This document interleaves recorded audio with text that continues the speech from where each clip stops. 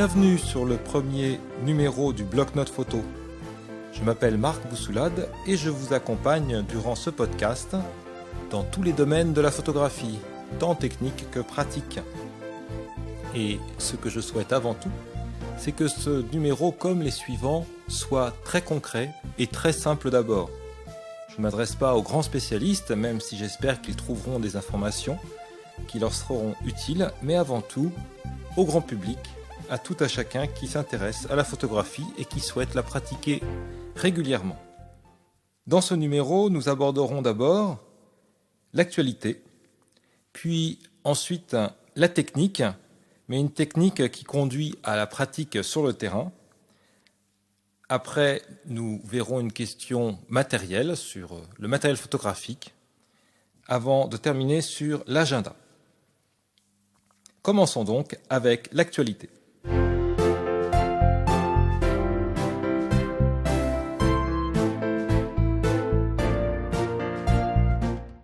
Dans cette actualité, nous découvrirons les nouveaux produits qui viennent de sortir. Pour commencer, je vous propose ce que je considère comme être l'annonce du mois, tout simplement parce qu'elle propose le produit le plus visible, peut-être le plus important pour un grand nombre de personnes. Bien entendu, je ne sais pas si tout le monde sera aussi intéressé, mais cependant, cette annonce de Sony concernant deux nouveaux zooms est vraiment intéressante à plus d'un titre. Il y a quelques semaines déjà, Sony a annoncé son boîtier phare très haut de gamme, le A9, qui vise directement les boîtiers phares de Canon et de Nikon, et donc les boîtiers professionnels. Et dans ce mouvement, Sony a voulu étoffer la partie grand angle de ses zooms. Il nous propose donc deux zooms haut de gamme, voire très haut de gamme, que sont d'une part un 16-35 et d'autre part un 12-24. Vous voyez que, vu qu'il cible avant tout des boîtiers plein format, on est sur des angles très ouverts. Le 16-35 tout d'abord. Première caractéristique, il ouvre à 2.8. D'autre part, il a comme logo G Master. La gamme G chez Sony, c'est la gamme professionnelle. Et G Master, c'est vraiment le haut du panier du professionnel. Alors vous allez voir que les qualités sont à la mesure de l'ambition de Sony, mais aussi le prix.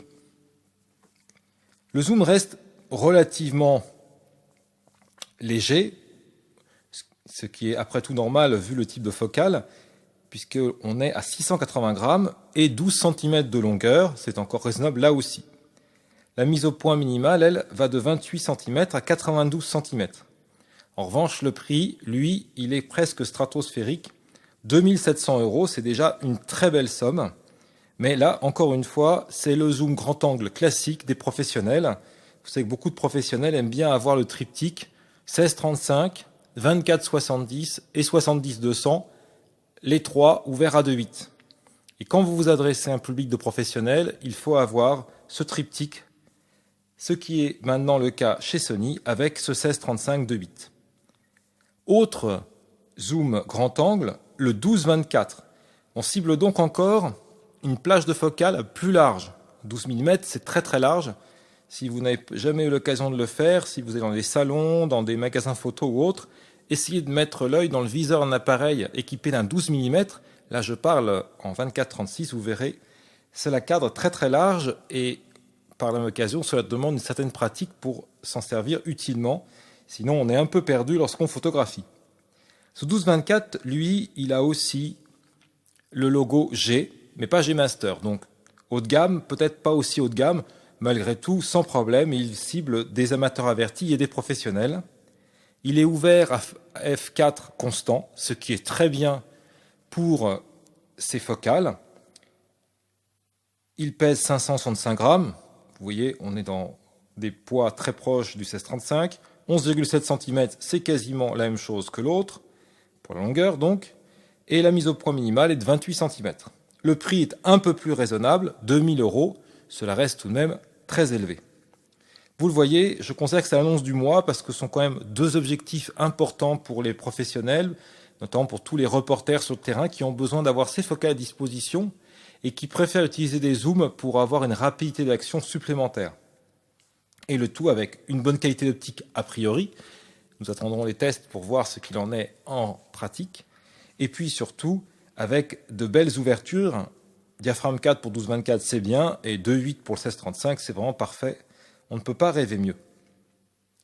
Après cette annonce du mois, les boîtiers. Alors en fait, je dis les boîtiers, mais il n'y a qu'une seule annonce concernant les boîtiers en tant que nouveau matériel. C'est l'Olympus TOF TG5, donc la 5e version de ce boîtier compact d'Olympus qui se veut tout terrain, tout temps, endurci pour résister au choc et pouvoir plonger aisément sous l'eau avec.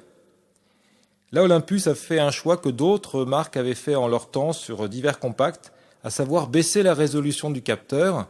Nous voyons bien derrière le souhait d'Olympus, c'est que tout simplement la montée en haute sensibilité, ou en tout cas déjà en 400, 800 ISO et un peu au-delà, ne donne pas trop de bruit. Alors bien sûr, toujours dans le cadre d'usage d'un compact. On ne peut pas comparer cela à des hybrides, à des compacts à très grand capteur, type 1 pouce, ou bien à des réflexes. Il y a un double vitrage anti-buée, bien nécessaire lorsqu'on plonge sous l'eau. L'intégration d'un mode Pro Capture, en fait, c'est inspiré des OMD. Cela permet une meilleure réactivité, ce qui est intéressant sur ce genre d'appareil. La vidéo montre à 4K. Là aussi, pour ceux qui feront des prises de vue sous-marines, avoir la 4K, c'est un atout non négligeable. Le zoom, en fait, est repris de son prédécesseur. C'est un 25-100. Je parle en équivalent 24-36. Je ne donne pas les focales réelles de l'objectif. Et il ouvre à 2 en 25 mm, donc dans la focale la plus large, et jusqu'à 4,9 lorsqu'on resserre le cadrage. Avoir un 25 mm f2, c'est déjà vraiment intéressant en termes de possibilités. L'appareil donc est étanche, comme je vous le disais tout à l'heure, étanche jusqu'à 15 mètres de profondeur, c'est quand même déjà pas mal. Et puis il est anti-choc, il résiste au choc. Si vous le faites tomber sur une dalle, y compris dalle de béton, ça devrait se passer sans trop de mal. Il ne faut pas non plus vouloir tenter le diable. Côté prix, le prix indicatif est de 499 €. Je pense qu'en boutique, on sera rapidement dans les 450. Vous voyez donc que ce n'est pas un compact premier prix, mais il offre de belles capacités pour ceux qui ont besoin d'aller sous l'eau, même ne serait-ce que bien résister aux grosses intempéries, ou d'avoir un boîtier qui résistera éventuellement à des chocs parce qu'on a une pratique sportive. Et c'est sûr que l'été arrivant, c'est le moment où ce genre d'appareil est le plus utilisé. Autre info concernant les boîtiers et concernant aussi Olympus, la mise à jour de firmware de plusieurs boîtiers Olympus. En l'occurrence, leur dernière version des 2 réflexes les plus haut de gamme, réflexe, je pense parce qu'il y a un viseur qui ressemble à un réflexe, ce sont des hybrides bien sûr, le M1 Mark II et le M5 Mark II, ainsi que leur compact hybride haut de gamme, compact parce que là il a vraiment une forme de compact, le Pen F. Pour ceux qui souhaitent des détails, lorsque vous irez sur la page d'Olympus où il y a le téléchargement du firmware, il y aura aussi toutes les informations concernant les fonctionnalités apportées par la mise à jour, en dehors bien sûr des corrections de bugs habituelles. Après les boîtiers, l'optique. Alors pour l'optique, un seul objectif, en dehors bien sûr des 2 Sony cités avant dans l'annonce du mois, un nouvel objectif proposé par la marque Venus Optique, le Laowa 7,5 mm f2. Alors certains seront peut-être surpris par une telle focale, 7,5 mm. Attention, c'est un objectif qui cible le micro 4 tiers. Je vous rappelle que si on veut un équivalent en 24-36, donc pour avoir une comparaison facile avec d'autres types d'appareils, en fait, le 7,5 mm, il faut le multiplier par 2. Donc on est avec un 15 mm, ce qui est encore une focale très large. Cela donne un angle de vue de 100 degrés, très intéressant pour des prises de vue un peu audacieuses. Il ne mesure que 5,4 cm et 170 grammes de poids. Vous verrez qu'il se range dans n'importe quel fourre-tout sans difficulté. C'est un objectif à mise au point manuelle, ce qui n'est pas vraiment gênant dans ce type de focale, où de toute façon la profondeur de champ est importante. Malgré tout, si on est à f2, il faut commencer à contrôler les choses correctement pour ne pas se retrouver avec le sujet principal flou. Enfin, le prix sera autour de 500 $. Il y a plusieurs versions, il y a des questions de finition, sans que cela touche le résultat photographique a priori.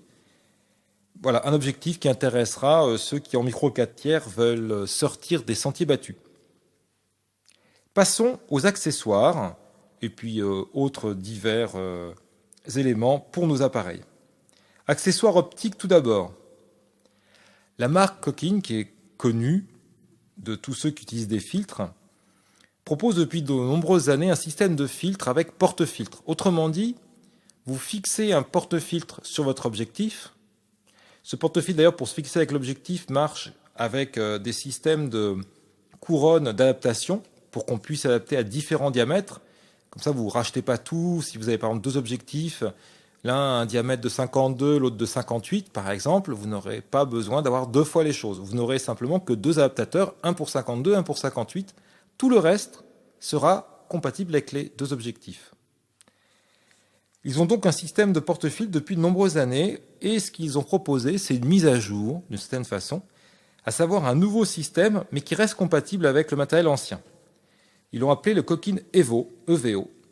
C'est un nouveau porte-filtre qui est équipé d'une platine principale en aluminium. Donc vous voyez qu'il veut favoriser la solidité et en même temps la légèreté, puisque l'aluminium est un métal assez léger. Ce porte-filtre est disponible en deux tailles. Taille M, c'est pour les objectifs avec un diamètre de filtre compris entre 49 et 62 mm. Donc vous pourrez l'adapter de 49 à 62.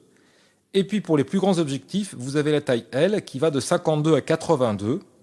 Donc pour tous les objectifs, quasiment, sauf des cas très particuliers, vous trouverez un porte-filtre pour la chose. Ce porte-filtre, il est dans divers prix qui dépendent bien sûr du kit que vous prendrez. En fait, les prix de base, pour la taille M, c'est 89,90 € et pour la taille L, 129,90 €. On aurait pu dire 90 et 130 €.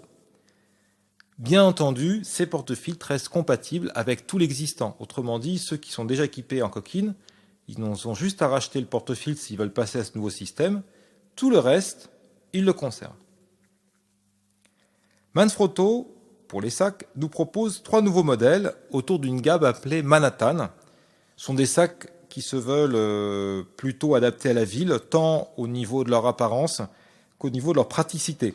Donc si vous voulez crapahuter dans la nature, ce n'est pas le type de sac a priori qui devrait vous convenir. 3 modèles, donc. Le Mover 50, qui est à 159 €, c'est un sac à dos qui possède 2 compartiments spécifiques, un pour une tablette, l'autre pour un ordinateur, et puis bien sûr l'équipement photo. Le Changer 20, c'est un sac à dos ou bien porté sur l'épaule. En fait, il y a plusieurs systèmes de portage intégrés, qui lui est à 120 €, plus petit donc. Et puis enfin le Speedy 10, lui un petit sac d'épaule à 99 €. Enfin, toujours côté accessoires, 2 offres de remboursement, c'est souvent le cas au moment où l'été arrive. Une offre de remboursement d'Olympus qui propose en fait de vous rembourser après coup, une fois que vous avez fait votre achat, jusqu'à 100 € sur l'achat d'un boîtier ou d'un objectif. Et ce, jusqu'au 31 août 2017. Je vous invite à aller sur le site d'Olympus, vous verrez toutes les conditions, tous les produits concernés. Nikon fait de même. La petite différence déjà, c'est que leur offre s'arrêtera au 15 juillet 2017.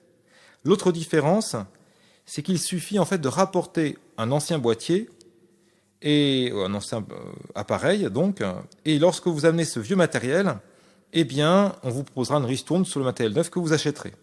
La liste précise est définie sur le site de Nikon et les remboursements vont jusqu'à 150 €. Enfin, dans cette partie actualité, je terminerai à chaque fois par un produit un peu original qui sort de l'ordinaire. Cette fois-ci, c'est encore un objectif, comme pour le produit du mois, le produit le plus important, puisqu'il s'agit ici du Neptune Convertible Art Lens System, un nom un peu à rallonge, qui cache en fait un vieux procédé remis au goût du jour. Tout ceci s'inspire des travaux de Charles Chevalier, c'est un opticien français du 19e siècle. Alors comment ça marche ? En fait, c'est un système modulaire. C'est-à-dire que vous avez une base, imaginez un objectif que vous aurez coupé en deux et vous garderiez que la partie base de l'objectif, là je pars de la fixation sur le boîtier, la partie baïonnette, jusque la lentille frontale, donc la partie basse, une base donc qui inclut le diaphragme. De l'autre côté, vous avez des modules qui vont s'adapter sur cette base, et suivant le module utilisé, vous n'aurez pas la même focale. Quel est l'intérêt de la chose? C'est que si vous partez avec un certain nombre de modules, plus la base, vous aurez un système assez compact en taille, puisque pour chaque objectif différent, en fait, une fois qu'on a pris la base avec soi, les petits modules devant, ils sont plus petits. Et en l'occurrence, le système nous propose 3 focales, 35, 50 et 80 mm. Ces modules sont annoncés comme très compacts, et en plus, on peut insérer des diaphragmes créatifs. Donc ça veut dire que lorsque vous montez la petite partie avant, juste avant, vous insérez des formes en forme d'étoile ou de croix par exemple, pour donner des formes particulières, chose qu'on peut faire bien sûr a posteriori sur l'ordinateur quand on retouche les photos, et pour ceux qui veulent gagner du temps, qui n'ont pas envie de travailler sur ordinateur ou tout simplement qui doivent distribuer rapidement leurs photos, ils ont cette possibilité directement sur le terrain. La marque annonce que d'autres produits devraient voir le jour. D'autres produits donc qui permettraient d'étendre encore les possibilités en gardant la même base avec d'autres modules mis à l'avant. À voir, on n'a pas de détails en plus. Et la base, elle existe en 3 montures, Canon EF, donc Canon Autofocus, Nikon F et Pentax K. Et la marque annonce aussi que grâce à des adaptateurs, il est également possible d'utiliser ce système sur les hybrides micro 4 tiers, ou bien les Fujifilm, ou encore les Sony. Un système donc assez original, qui pourrait en intéresser plus d'un. Bien évidemment, on reste avec des optiques à mise au point manuelle. Et il faut savoir que ce système, en fait, qui est proposé sur un site de crowdfunding, autrement dit participatif, c'est-à-dire que vous financez par l'avance et on vous livrera ensuite. Les prix débutent à $600 sur le site Kickstarter et la livraison estimée l'est pour le mois de février prochain, donc février 2018. Si vous allez sur la page Kickstarter, vous aurez plein d'autres renseignements et des détails, ainsi que bien sûr des photos des objectifs, ou plutôt devrais-je dire de la base et des modules. Après cette partie actualité, je vous propose de passer à la technique.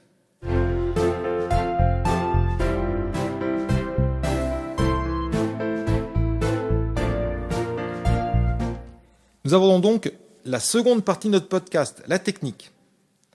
En fait, à chaque épisode, je vous proposerai cette partie qui porte peut-être pas complètement bien son nom.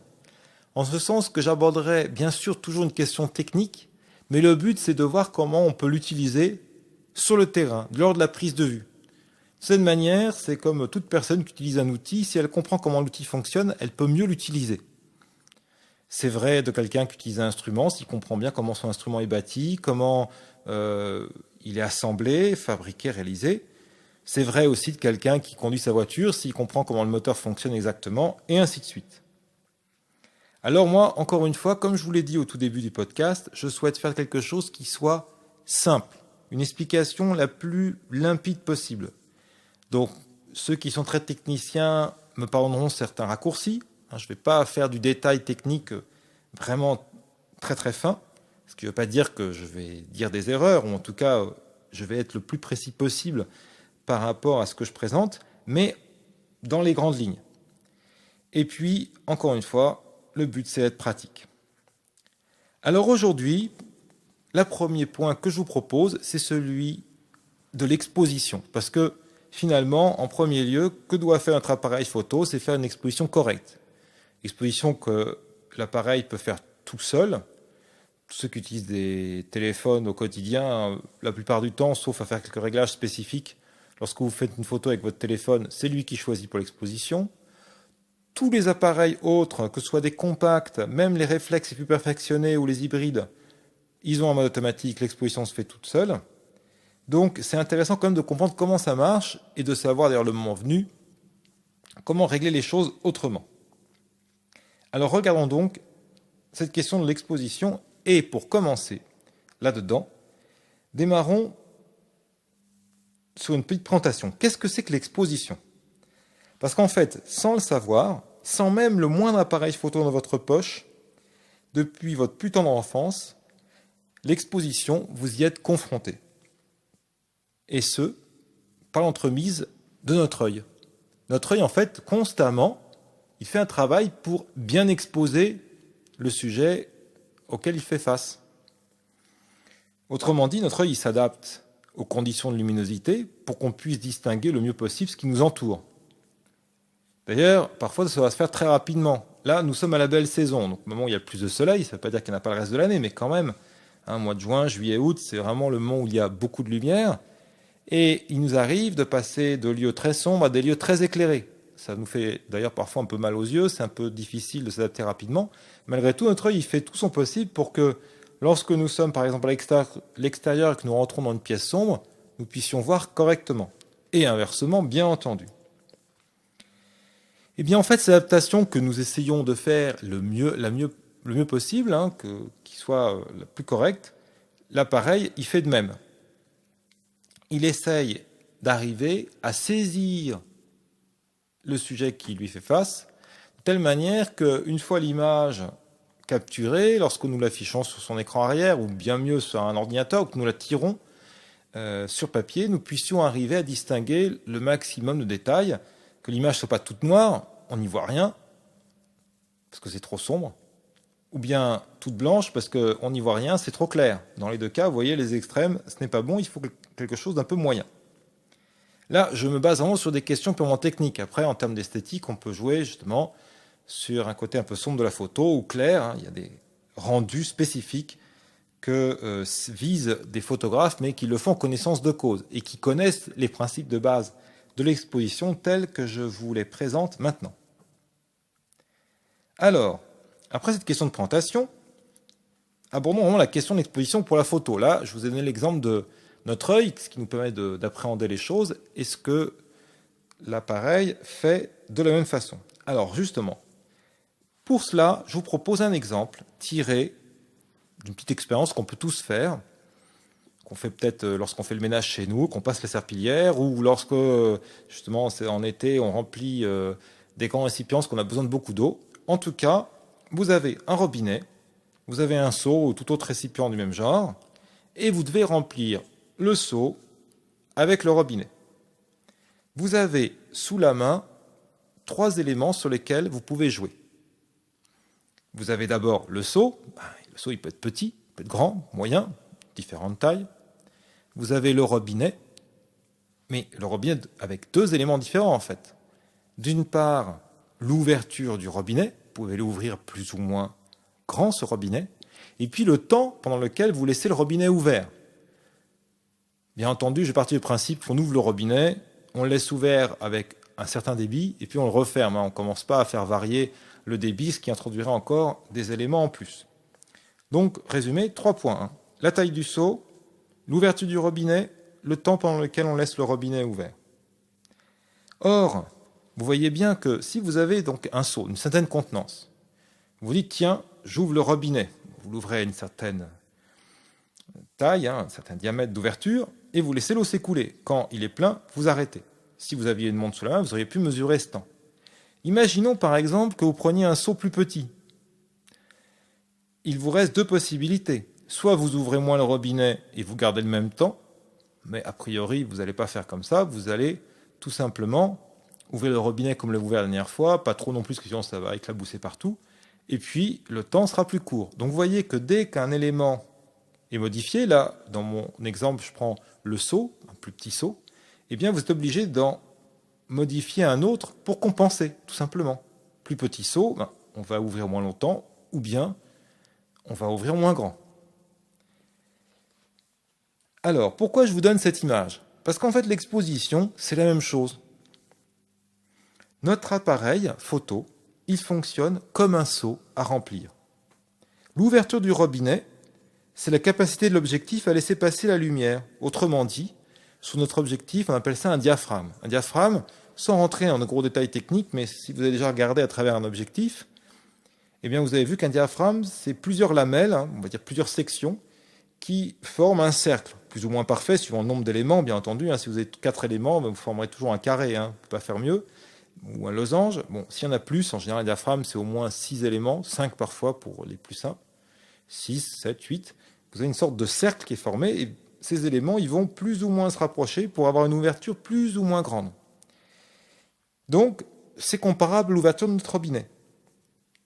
Le temps d'ouverture du robinet, puisque on ouvre un robinet, un certain cran, ouvert plus ou moins, et puis on le laisse ouvert pendant un certain temps.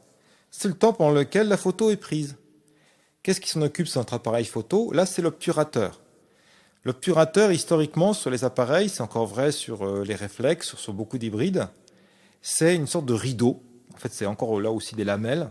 Et ces lamelles, elles se regroupent pour laisser passer la lumière depuis l'extérieur, hein, donc depuis l'objectif, puisque c'est derrière l'objectif, sauf si c'est un compact ou c'est au milieu de l'objectif, mais on va faire le cas le plus simple.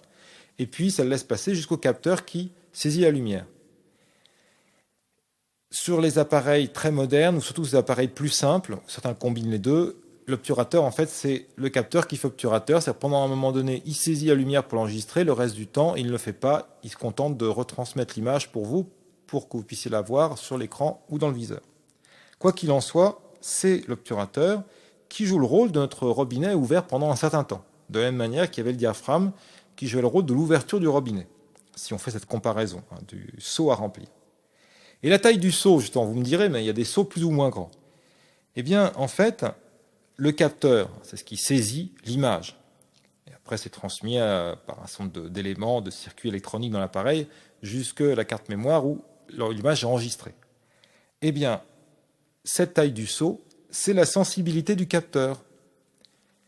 Notre capteur, peut-être que pour les plus béotiens, vous ne vous en rendez pas compte, il est capable d'être très sensible, c'est-à-dire qu'il a besoin de très peu de lumière pour arriver à saisir la scène, un peu comme un tout petit seau. Eh bien, il peut aussi avoir une très faible sensibilité, c'est-à-dire qu'il faudra, avec le même temps d'ouverture du diaphragme et temps d'ouverture, j'ai dit les deux, hein, le même temps d'ouverture, c'est l'obturateur, et le même temps et la même taille d'ouverture du diaphragme, eh bien, il lui faudra beaucoup plus de temps. En fait, tout simplement, dans ce cas-là, cela veut dire que donc la sensibilité est plus faible, il faut plus de lumière et pas en plus de temps, mais la contrepartie, je ne vais pas rentrer trop dans ces détails, c'est que bien évidemment la qualité sera meilleure. Dites-vous bien qu'un capteur, plus il a de lumière, plus il est content. Parce que la qualité sera meilleure, bon, dans une mesure raisonnable, hein, vous n'allez pas photographier le soleil en direct. Mais en tout cas, sur une même scène, c'est plus facile de la saisir en plein jour qu'en pleine nuit, éclairée simplement, par exemple, par un petit réverbère. Alors maintenant, vous voyez l'exposition, je vous avais donné l'exemple comme image du seau, avec l'ouverture du robinet, le temps d'ouverture du robinet et le seau. Donc, pour rappel, le seau, c'est la sensibilité, l'ouverture du robinet, c'est le diaphragme, le temps pendant lequel c'est ouvert, c'est l'obturateur de notre appareil. Et bien, pour ces trois éléments-là, dans notre appareil, laissons le seau de côté, il y a des unités particulières pour les décrire. La première unité, c'est le diaphragme pour laquelle on l'utilise. Ce diaphragme, c'est représenté sous forme d'un nombre. En fait, c'est un calcul entre le diamètre et la longueur focale. Laissez de côté les formules, je ne vais pas vous les expliquer, il faudrait que j'ai un bouquin sous le bras pour vous le redonner. Il existe plein d'endroits sur Internet où vous retrouverez ces formules détaillées, ce n'est pas le plus intéressant. En revanche, ce qui est intéressant de comprendre, c'est que ce nombre, il n'évolue pas de manière linéaire. Autrement dit, pour prendre des nombres classiques pour déterminer le diaphragme d'un objectif, par exemple, vous avez le diaphragme 2,8 puis le diaphragme 4. Eh bien, de 2,8 à 4, vous avez 2 fois moins de lumière. C'est-à-dire quand vous ouvrez votre objectif avec un diaphragme de 4, pour peu qu'il ait cette capacité-là, si vous passez à 2,8, c'est comme si vous faisiez passer 2 fois plus de lumière.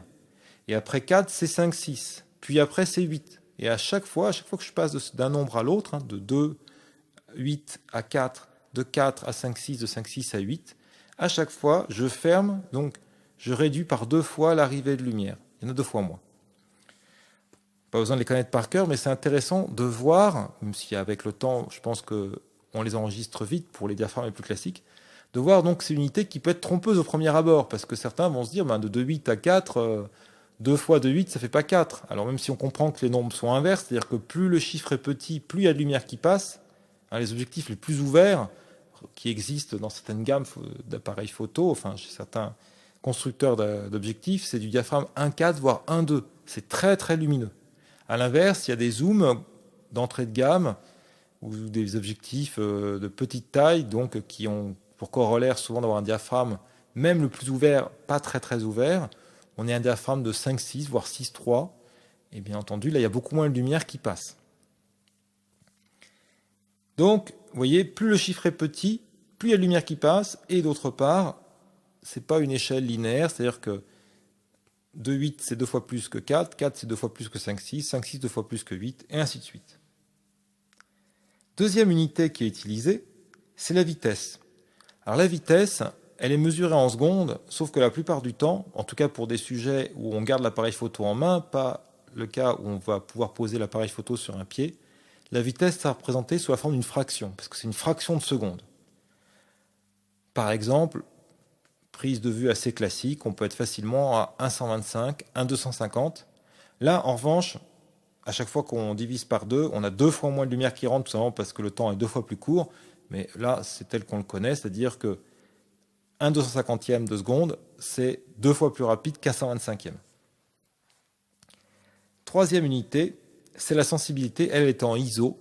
Elle est assez facile à comprendre aussi, parce que la sensibilité, elle est linéaire. C'est-à-dire que un capteur, lorsqu'il est à 100 ISO, il demande 2 fois plus de lumière qu'à 200 ISO.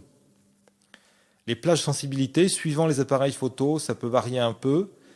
Tous les appareils ont au moins une sensibilité minimale à 200 ISO et peuvent monter à 400, 800, 1600.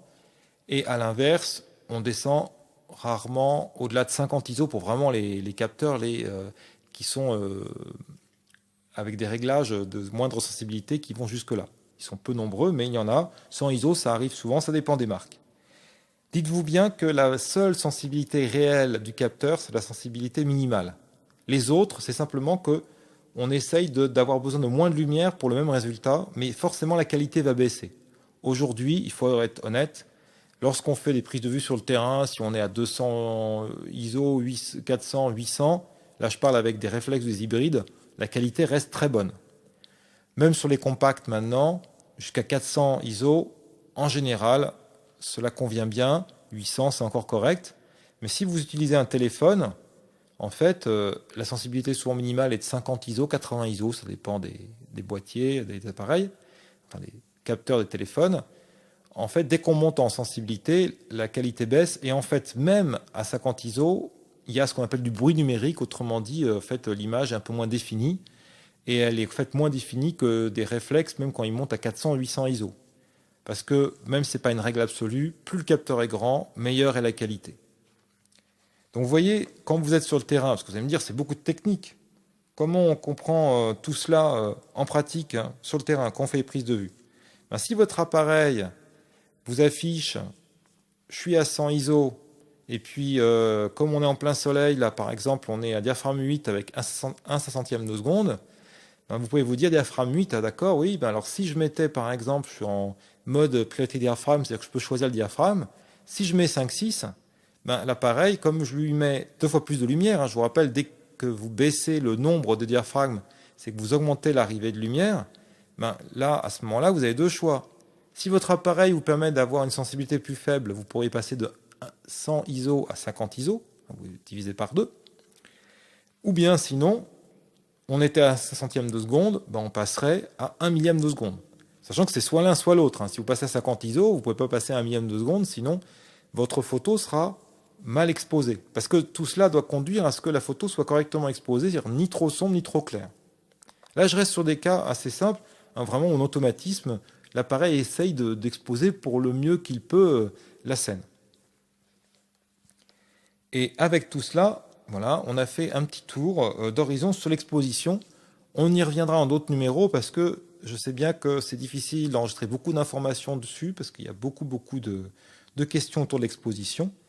Mais s'il y a quelque chose à retenir, c'est penser à l'image du seau. Vous voyez ce seau avec 3 paramètres, la taille du seau, l'ouverture de notre robinet, plus ou moins ouvert, et le temps pendant lequel on laisse le robinet ouvert.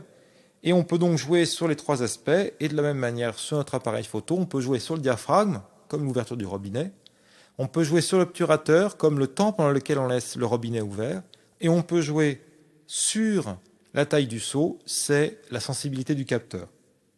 Donc quand vous verrez sur votre appareil photo sensibilité auto, dites-vous que lui choisit la taille du seau, en fonction des possibilités du terrain, comme il choisit le diaphragme ou choisit la vitesse, et que suivant les possibilités de votre appareil photo, vous pouvez régler manuellement tel ou tel aspect, voire tous. On en reste là pour la partie technique, et je vous propose maintenant de passer à la partie matérielle.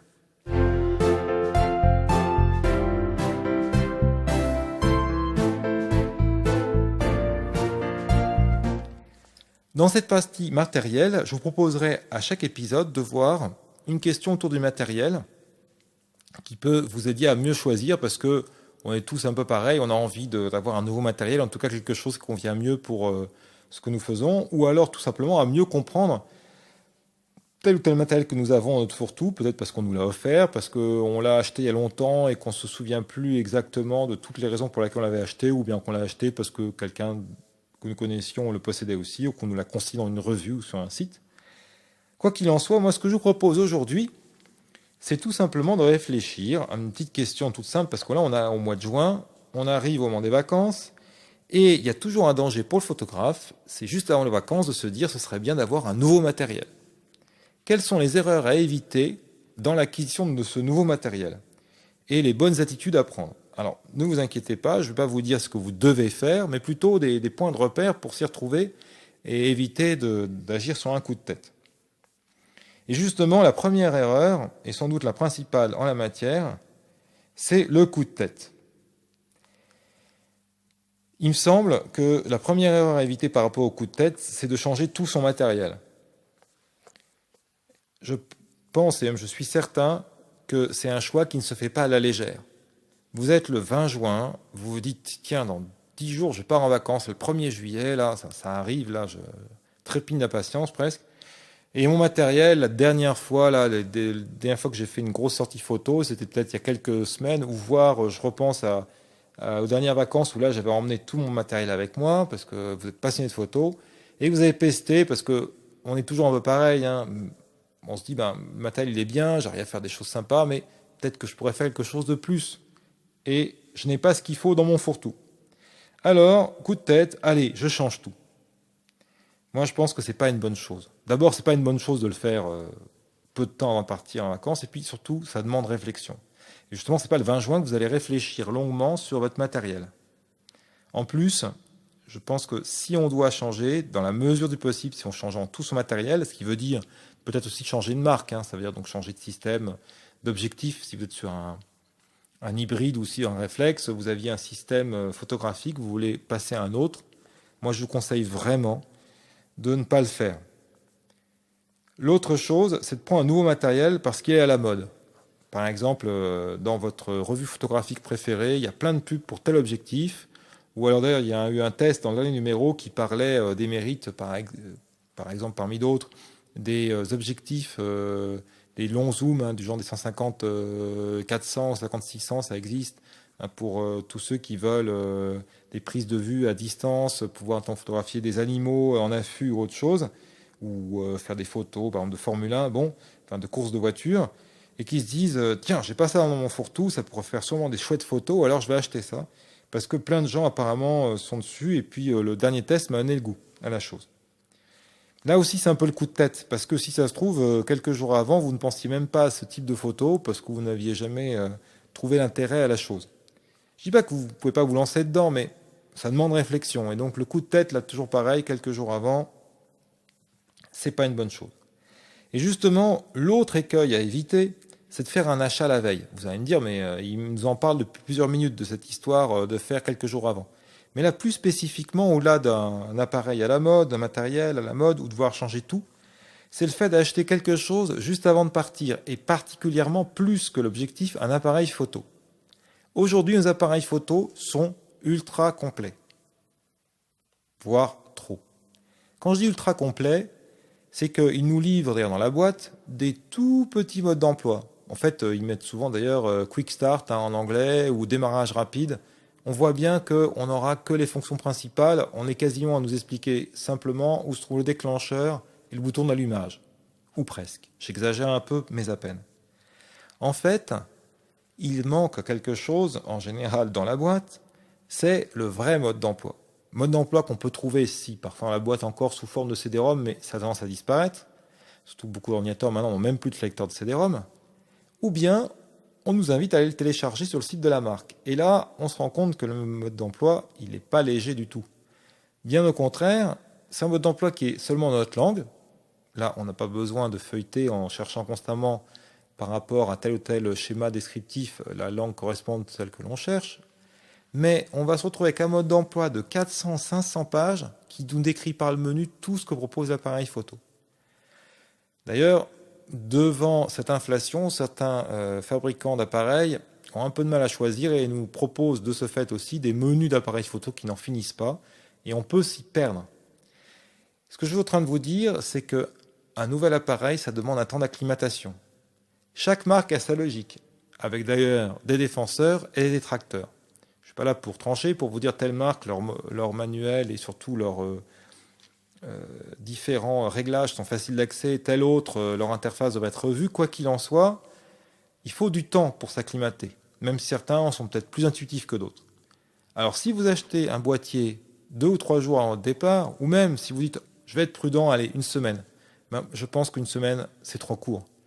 Vous n'allez pas passer vos soirées une semaine avant le départ à vous occuper que de vos appareils, il y a d'autres choses à faire, préparer sa valise ou autre, et même plusieurs jours uniquement, théoriquement, dans son salon, assis sur son canapé à regarder son appareil photo, mode d'emploi en main à travers un ordinateur ou une tablette ou un téléphone, c'est pas suffisant pour vraiment le prendre en main. Il faut le prendre en main sur le terrain, le tester, parfois buter en se disant mais au fait, il est où ce réglage? J'aimerais bien faire tel type de photo, j'ai tel réglage dont j'ai besoin, je ne le trouve pas.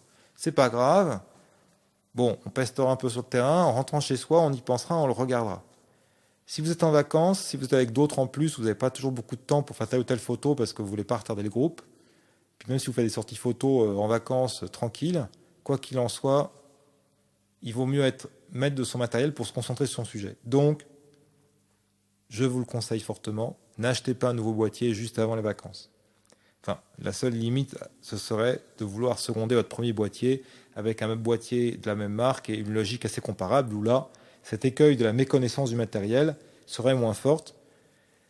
Ce qui va avec, mais là c'est un conseil qui maintenant je pense est moins vrai qu'avant parce que nos appareils sont tout électroniques. Mais c'est vrai que parfois il y avait un risque lorsqu'on prend un nouveau matériel qu'il y ait une panne un petit peu subite parce que le matériel était neuf et que toutes les erreurs possibles n'avaient pas été débusquées par les petits tests à la fin de la ligne de production.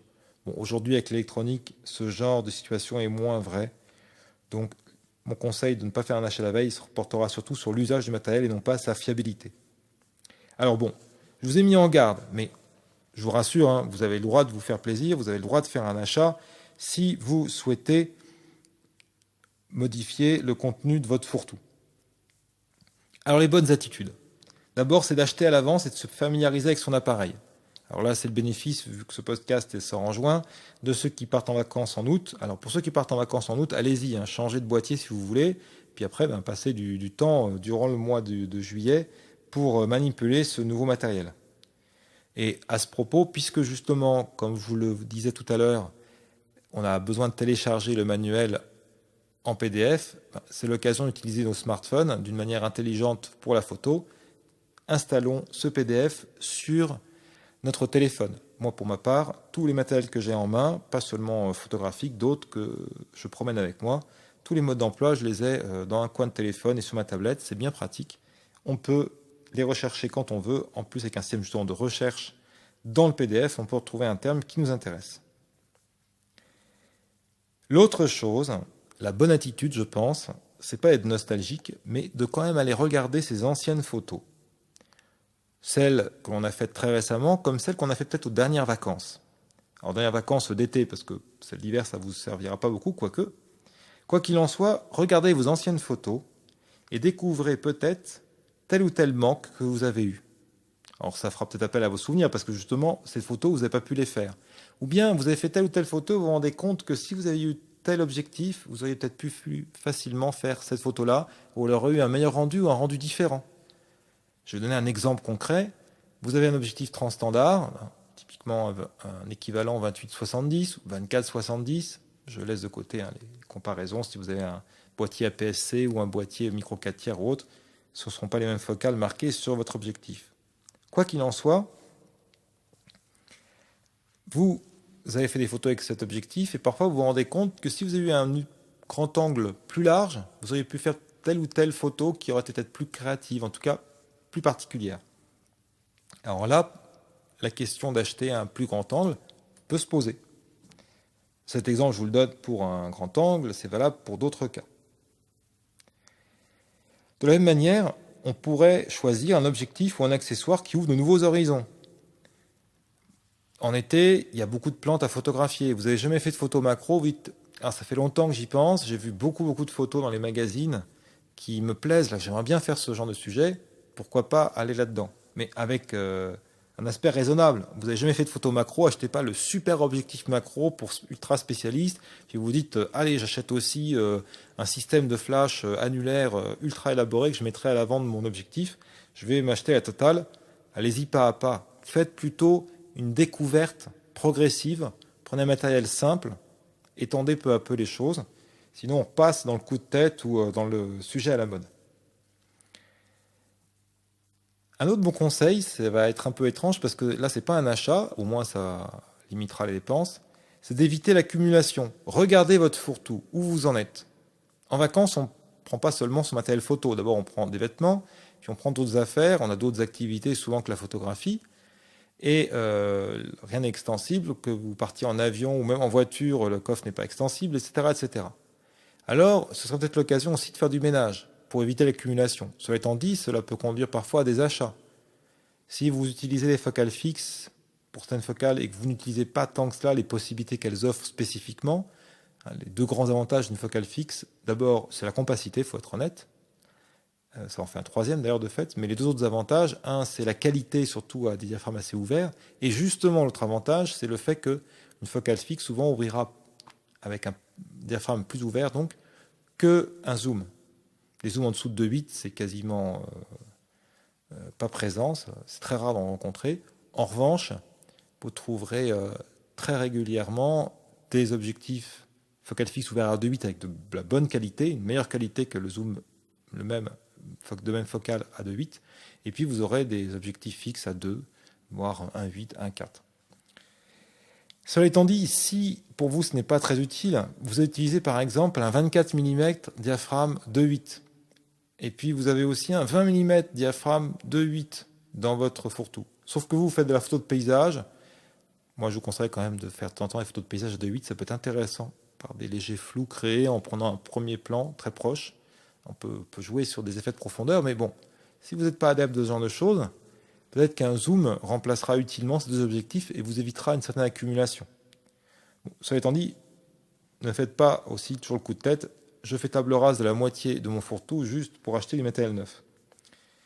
Mais éviter l'accumulation, ça peut être seulement faire des économies et se dire, bah tiens, je vais enlever tel ou tel matériel de mon fourre-tout, celui-là je ne l'utilise jamais.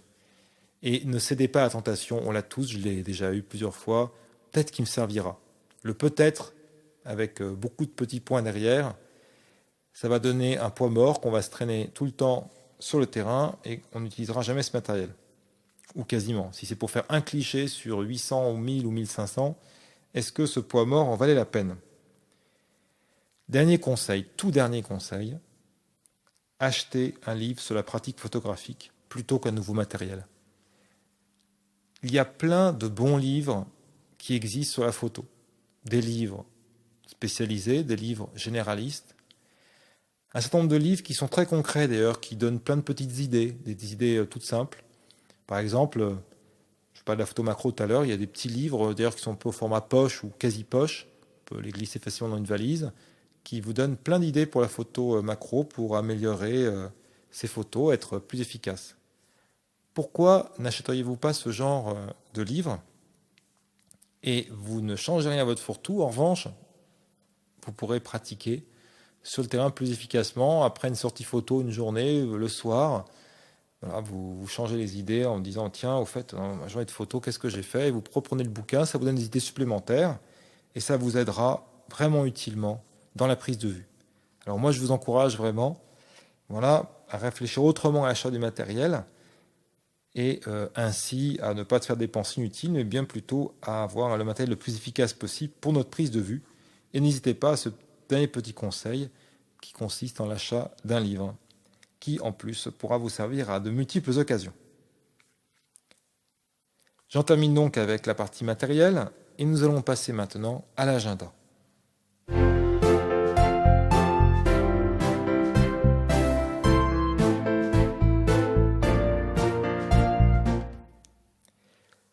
Agenda donc, où je ne balayerai que quelques grandes dates. Je n'ai pas pour vocation à vous proposer toutes les dates de photos, de réunions photos, de sorties photos, de festivals photos de l'été ou même des semaines à venir. Quelques grandes dates quand même dans des événements qu'on ne peut pas manquer, qu'on ne peut pas laisser de côté, qui vous donneront peut-être l'envie au cours de vos activités d'aller faire un petit crochet ou un grand crochet, parce que je pense que ces rendez-vous en valent la peine. 3 rendez-vous. Le premier, c'est un très grand classique pour ceux qui ne connaissent pas. Chaque année, il y a les rencontres photographiques d'Arles, qui auront lieu du 3 juillet au 24 septembre prochain, en Arles donc.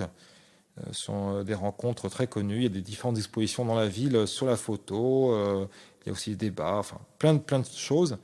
Je vous encourage à aller voir sur le site internet des rencontres photographiques. Vous aurez l'intégralité du programme, un plan des différents lieux. Et bien sûr, pour ceux qui iront en Arles, il y a des lieux d'accueil où vous aurez tous les renseignements avec documents pour vous expliquer comment vous diriger dans la ville. Deuxième festival photo, le festival photo de Dax, du 3 juin au 23 juillet prochain, donc il est plus court que celui d'Arles, un petit peu plus court, surtout qu'il sera déjà entamé lorsque vous entendrez ce podcast. Il y a 15 expositions en fait qui sont proposées. Il y a aussi un concours, il y a un marathon photo, un festival off. Par rapport aux rencontres photographiques d'Arles, ils sont de plus grand public, peut-être plus facile d'accès. Voilà, pour que tout un chacun ait envie de s'investir dans la photo. Enfin, dernier festival photo, celui de la Galicie. Alors pour ceux qui ne voient pas où ça se trouve, la Galicie c'est près de Redon, c'est entre Nantes et Rennes, en Bretagne. Il y a des centaines de clichés qui sont exposés dans tout le village, en grand format, dans les parcs. Il y a un labyrinthe végétal, il y a des places, des ruelles fleuries aussi de la petite ville avec ses photos. Et le thème cette année, c'est la photographie africaine subsaharienne. Chaque année, un thème différent. Un beau rendez-vous aussi. Je n'ai pas noté les dates là sur moi, donc vous irez sur le site du festival photo de la Galicie. Galicie, c'est Gaciy, et vous trouverez tous les renseignements concernant ce magnifique rendez-vous.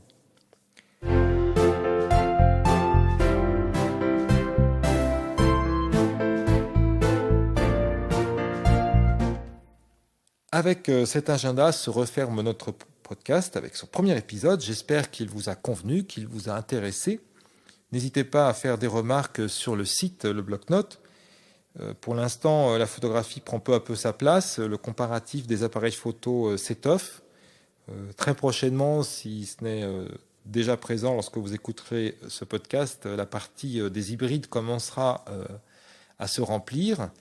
Toujours, pour ceux qui ne connaissent pas le principe, une fiche par appareil avec un petit résumé sur l'appareil photo, une petite fiche technique et un résumé, et puis des liens vers des tests, tant en français qu'en anglais, pour vous aider à choisir.